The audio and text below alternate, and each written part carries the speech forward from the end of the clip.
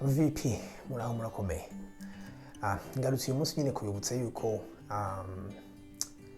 hari ikintu abantu bose bari kuri iyi si, abahanga n'iki baba baravumbura ibintu bikomeye, baravumbura ibintu bavumbuye indege, baravumbura amarobo azahindura abantu akajya akora nk'abantu mu maresitora agateka.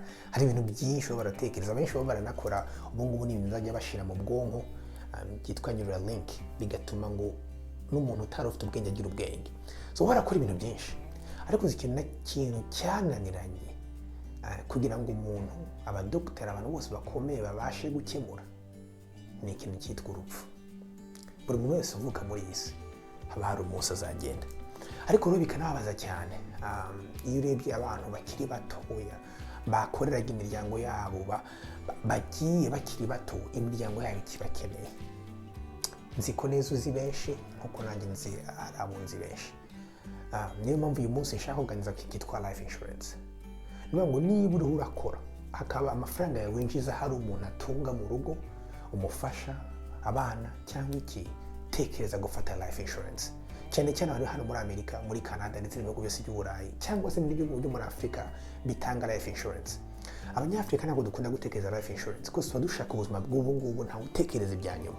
Ariko ni very important gutekereza life insurance. Nkuko ndabizi abanyafrika batanadutegetse kugira assurance y'imodoka ntayo twashiraho, ariko ikintu ugomba gutekereza nuko niba imodoka yawe uyishiraho assurance, wowe kuki utakwishiraho assurance? Kandi wowe wari ufite agaciro, akamaro gakomeye kuruta imodoka yawe.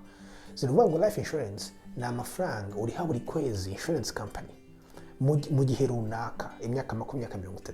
Iyo ikintu kibaye, ayo mafaranga mwarumvikanye na insurance company yaba 300, 400, 500, miliyoni y'amadolari bisigarira umuryango wawe, hanyuma bigasigara replacinga income wazanaga mu rugo, bigakemura ibibazo, bikishyura amadeni, hanyuma abana bawe cyangwa se umuryango wawe usize bagasigara nabo bafite future.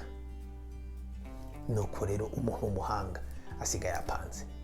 Yes, kuvuga ngo niba ushaka details zose kurikire kuri iyi video nabishizeho byose, ari video, full video nasobanuye kuri life insurance, uko wayibona, uko bimeze, uko ikora, uko ushiraho aba beneficiaries cyangwa se abazasigara, ibintu byose ugomba gukora byose nabishize kuri iyi video. So ushaka gukomeza iyi video uze kwireba, hanyuma God bless. Niba rero wakunze aka video kagufi k'ubwenge, ushobora kukabona kose karambuye kuri link turi buze gushiraho hano, cyangwa se ukajya kuba VIP TV kuri YouTube, cyangwa se niba ufite Facebook cyangwa na Instagram ugasura VIP TV page. Hanyuma rero niba uri umuntu ukunda ibiganiro nk'ibi byo kwiteza imbere, business ndetse na entrepreneurship, dusure ndetse no kuri website yacu www.gailkaromba.com.